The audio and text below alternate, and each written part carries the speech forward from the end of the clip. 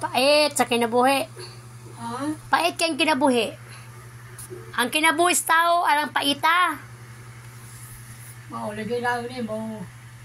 Ay, siya mo istorya. Ang ako sakit, wala na. Pagkatiguang na lang. Dili na natay. Dili man sa pagkakuantay. Kauban sa pagkatigulang na. Unsa pa may ayohon. Ayon. Tiguang naman. Ayon, gyapon. Wala. Kanang imong gibati-bati ba? Kanang diri, sakit imong likod. Anak. Kauban na sa atong pagkatigulang. Ano matiboy? Nagamang kong sakit. 1, 2, 3. Magpakamatay na lang. Dili nga pwede kay kasaban tas Ginoo. Dapat yung sa 4. Wala, magpakabuhi ko. Kanin sa 2,000 ko. Ako gani daghan po ko sakit tay eh.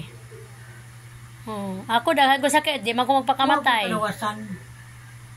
Antos na lang gyud taan eh. Kanin mawaning pag makakaon ko, makalakaw ko, ginay, maghunahuna ko nga, makalakas-lakas ko gamay.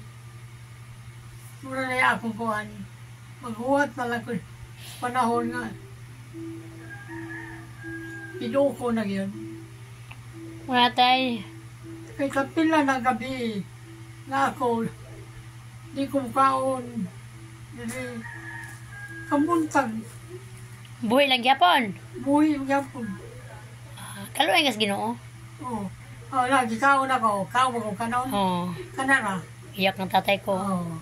Kasurang ginuto mo. Sabi ng tatay ko, hindi daw siya kumakain sa gabi, pero kinabukasan, akala niya patay na siya. Yung pala, buhi pa rin daw. Buhay pa daw siya. Ayaw pa niya noon, hindi pa siya kinukuha ng Panginoon. Huwag ka mo, nagwanta mo. Hindi. Oo. Nawa pa may sakit. Ako doon na may sakit. Mao gani tay, nakasabot man mi tay. Bangon ako, kurog lawasan ko. Kurog. Kasabot ba be? Kurog ay kusog. Ano sa itong buhaton tay? Kung maghingga ko, may kurog. May pagkaplastar. Mao na nga, maghingga na lang kung sige. Maghuwat na lang kung kumakayo.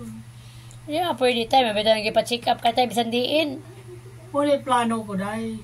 Wala na kung manok mamatay. Mabita nang ipa-check up ka, bisan diin, kay aron, Magtanda na ay mga gamot nga bag-o nga makaayo nimo, mas maayo.